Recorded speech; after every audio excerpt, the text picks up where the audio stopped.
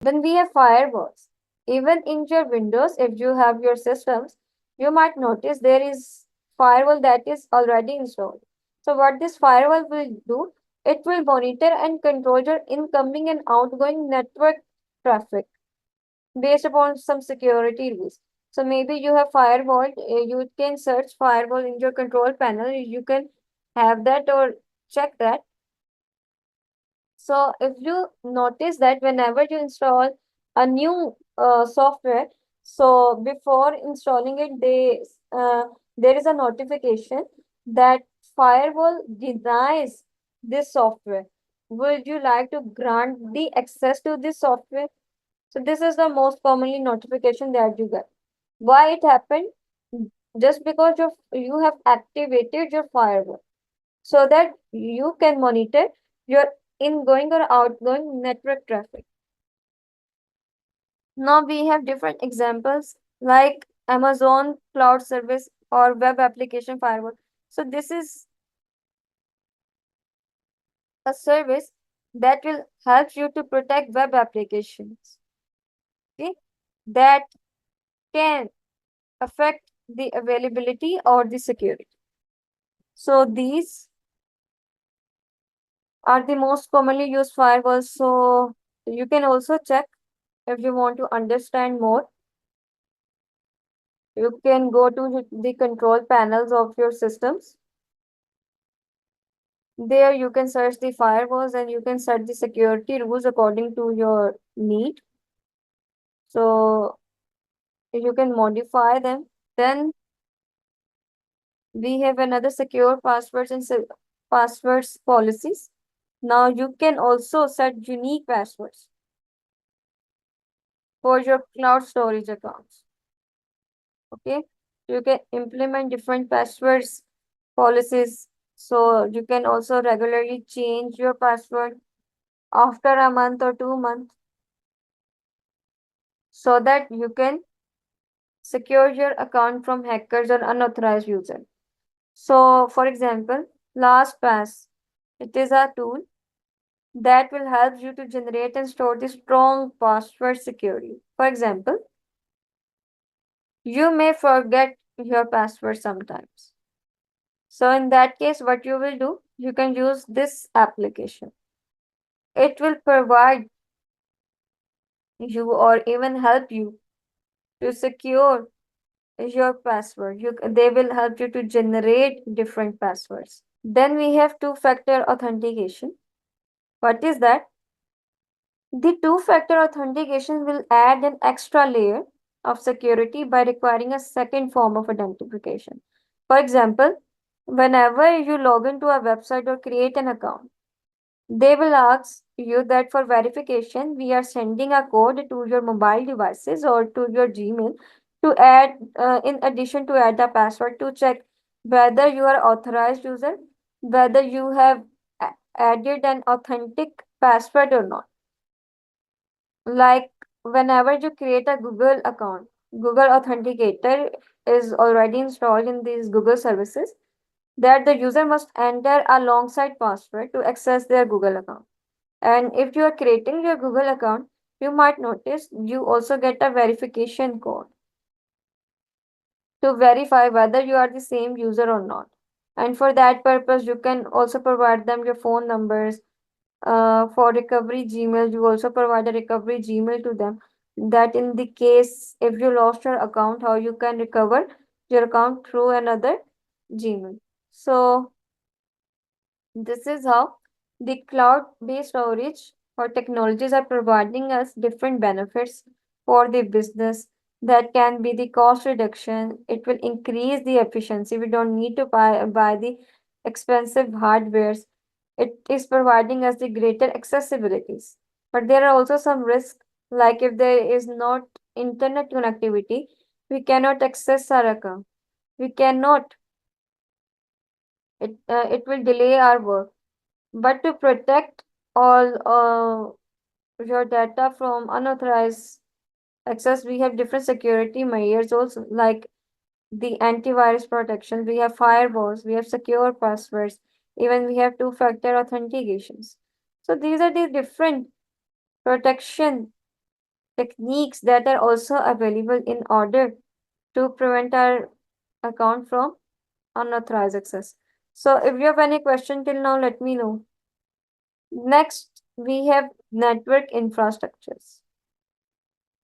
So if you remember, we talked about network in the previous lecture. What is a network? If we connect multiple computers together through some sort of connection, like with wired connection or wireless connection, they will form a network. If they are able to communicate with each other, they can send and receive information with each other. So that can be a network. So we have different components that interconnects the computers with each other, such as routers, we have switches, we have servers, we have cables that will help to support communication between them, for managing the data, for sharing their different resources within an organization. Now, what is the benefit of using the network infrastructures? So it will enhance the communication and collaboration. How? So it will allows all the employee to share information and collaborate. For example, in educational institute, there are computer labs. You might notice that each and every computer is connected with each other. At the same time, due to there is also some accessing policies, so due to which the students cannot share their information with each other through system, but otherwise, if such kind of network or LAN is established in your computer lab, you can easily share your information from one system to another system. You can collaborate with each other. You can share the information if you are working on a project. We are talking about the workspace. So it will also benefit the organization with the remote workers, means the people who are working from different locations, it will provide. Then we have another advantage of using the network infrastructure. It provides us the unified communication. Now, what is the unified communication? Means you can communicate through different communication tools, like through emails, through messagings, through voice over API, through video conferencing. So these are some unified communication techniques. What will happen? It will improve your communication flow. So that is another advantage of using the network infrastructure. Then resource share. Now we have centralized resources and decentralized resources. We have two kinds of things. What does centralized mean? For example, in your computer lab, there is only one projector, or let's suppose there is only one printer. So all of your systems are relayed on that one printer. If some student wants to print some assignment, so they have to be in a queue. Means there is only one printer. There will be multiple printing requests. So according to the sequence of queue, it will print your request. So that is a centralized resource where one resource is connected for all of the computers. Okay? It can be a printer, it can be the file, it can be a single application. So what is the benefit of using the centralized resource? It will reduce the duplication of resource. So instead of having an individual printer for each and every system, we have a single printer. So if anyone needs to print something, they can access that. So what will happen? So it will eventually cut down the cost. Means you don't need to buy a separate printer for each and every device. Then in resource sharing, we have another benefit, that is access to the shared database. There is only a single database in real time where which all the employees can access. You can update or share the database in real time. And it also ensures that that change can be viewed by all the employees. that which current information is shared. That is resource sharing. And you might even notice that in your computer labs, there is only mostly one printer is available there. Then we have scalability. What is scalability? Means as your business will grow, it will accommodate the growth also. So whenever you add a new device to your network, whenever there is a new user or entire branch, the network can be expanded without any disruption. So without any disturbance, you can add a new system. For example, you have 20 computers that are connected with each other in your workspace or in your computer labs. If you want to add a new computer, can you add it? Yes, you can easily add that. It will not disturb the functioning of other systems. If you want to remove something, you can easily remove something. So we can say that a network infrastructure is easily scalable. Then it is very flexible. Means it will dynamically adjust to meet our needs, like allowing for better resource management. If we want only 7 GB space, we can use that. If we want only 20 GB space, it will also provide us according to our need. So we can say that the cloud storage or the network infrastructure is scalable. It grows as our need grows. So another advantage of using the network infrastructure is improved security. So it will provide the centralized security management, like firewalls. Maybe the firewall is activated for all the devices. There can be different access controls. So it will help you to make it easier to implement. So having a network infrastructure will also provide you the data protection. Means there will be a centralized data storage. They will apply the encryption so that it can protect your sensitive information from any unauthorized access. Then cost efficiency. As we discussed that we don't need to purchase the hardware. If we are using the shared resources across the network, so it will reduce the need of multiple devices. For example, we don't need to buy individual printer for each and every device. We can have a single printer that can be shared by all the other devices. Then optimize IT spendings. Means you can support your user, you can use the cloud services. So it will reduce to purchase an heavy IT infrastructure. So overall, it will reduce your IT cost. Then after that, it will increase your productivity. Now, network infrastructure will allow you to automate your tasks. Means it will reduce your employees' time to spend time on administrative tasks. Like for example, they can the tasks will be assigned by the system itself instead of the manager, so that the manager can focus on other important tasks. Then it will allows you to make faster decision making. Means in real time you can access the data through different tools. Like you can access the client feedback in real time through different tools through CRMs, so that according to the market change or if there is any internal issue due to which the clients are not satisfied, you can take the stand or make the change. Then remote access means you can support your remote work. You can connect multiple employees from multiple locations and they can work together. Okay. Then mobile device integrations. Now the modern network support will allow you to integrate different mobile devices. Means you employees can also connect with you. They can also do productive tasks even if they are not at their desks.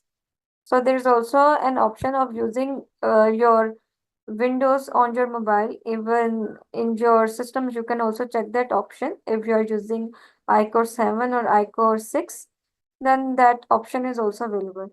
Then iCore 5, sorry, we have Gen 6, not iCore 6. So then increase productivity. So we have talked about automation, we have talked about the remote access. Now, second is the evaluating the impact that hardwares have on the softwares. So the first one is the performance. So for example, if you have a good CPU, if you have a good hardware, you can have a good higher clock speed time, means you can handle your complex computations. Let's suppose if you replace even your HDD with hard drive with your SSD, so what will happen? Your system will start booting earlier than before. So if you are using high-end gaming softwares, then you should have powerful CPUs just to produce high or advanced graphics. Then RAM. So for smooth operation, you should have RAM that have larger storage like 8 GB RAM or much more if you want virtual machines or large database to run on your systems. So that is how it impacts how the hardware will impacts the software. Then compatibility. Your software must be compatible with the hardware. For example, we have different hardware architecture like x86, like ARM, that requires software to be specially designed or compiled. For example, if you download VirtualBox or even Linux on that VirtualBox, first you have to check your hardware specification, whether it meets its software or not. Before installing any software, let's suppose, for example, if you want to install Windows 11, so first of all, you have to check your system specification, whether your hardware is aligned with that Windows 11 or not. Then we have driver support. Means software relies on driver support. Means you have whether, for example, if there is no sound drivers in your system, then you cannot have the audio of your system. So that is how a hardware can impact a software. So driver support is very important than user experience. Is the quality of your display hardware. If you have good resolutions, means if you have good LEDs installed in your systems, then you can have a good graphics or display. For example, video games are designed for 4K resolution. So if you don't have a 4K resolution display screen, then you cannot have a good graphics. Then input and output devices means the quality of input and output devices like your keyboards, your mics, your touch screens are affected how softwares are interact with the user. So the software must be designed to support such kind of devices. Like we have virtual reality application that can require specialized hardware like VR, we have VR headsets and controllers that are used for that. Okay. Then storage and data management. Like as I mentioned, we have different storage device with capacity like HDDs like or SSDs that can affect how the software can load. So we know that SSDs are much faster in data access time as compared to HDDs. So in order to manage your data effectively, we should replace our HDDs with SSDs. So then we have data throughput, means the time it takes to transfer data from different hardware components. For that, we have different storage buses like SAT or NVMe. So for higher data throughput, you should have softwares that can handle a large amount of data. For example, we have different video editing softwares like Adobe Premiere Pro, so that they can perform well. If you have SSDs, then your data transfer rate will be much higher. So these are the different points that mention that how the hardware can affect the software. So in today's lecture, we discussed the cloud storage services, different types of clouds. We discussed what are the benefits of using the network infrastructure. Then we check how the hardware have a greater impact on the software. So if you have any question regarding to today's lecture, let me know.